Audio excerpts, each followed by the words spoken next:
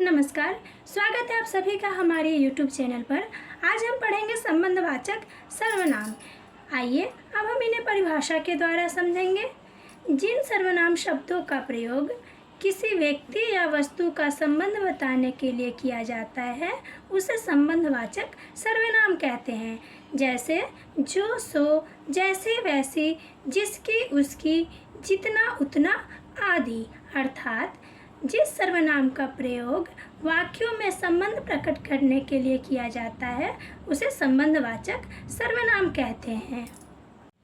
आइए अब संबंधवाचक सर्वनाम के वाक्य प्रयोग जानते हैं। पहला उदाहरण है, जो मेहनत करेगा वह सफल होगा। इस वाक्य में जो और वह है संबंधवाचक सर्वनाम।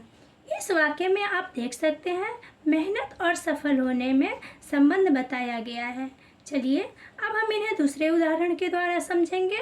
दूसरा उदाहरण है, जितना सोचोगे उतना समय बर्बाद होगा। इस वाक्य में जितना और उतना है संबंधवाचक सर्वनाम, यानी कि जितना और उतना संबंध बताया गया है इस वाक्य में।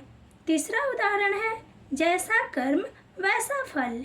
इस वाक्य में जैसा और वैसा है संबंधवाचक सर्वनाम, यानी कि कर्म और फल में संबंध बताया गया है।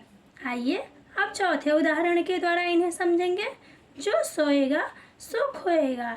इस वाक्य में जो और सो है संबंधवाचक सर्वनाम। आइए अब हम इन्हें पांचवें उदाहरण के द्वारा समझेंगे।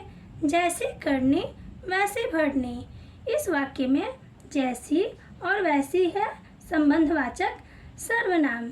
यहाँ जैसी वैसी का प्रयोग करके कर्म और करने का अर्थ होता है कर्म और भरने का अर्थ है फल, यानी कि कर्म और फल में संबंध बताया गया है। मतलब जैसा करोगे वैसा भरोगे। इसका अन्य उदाहरण है, जैसे हम कहते हैं जिसकी लाठी उसकी भैंस। तो ये क्या है? संबंधवाचक सर्वनाम। अर्थात संबंधवाचक सर्वनाम दो वाक्य या किसी संज्ञा से संबंध जोड़ने का काम करता है। मुझे उम्मीद है ये वीडियो आप सबके लिए उपयोगी होंगे। मिलते हैं अगले वीडियो में। धन्यवाद।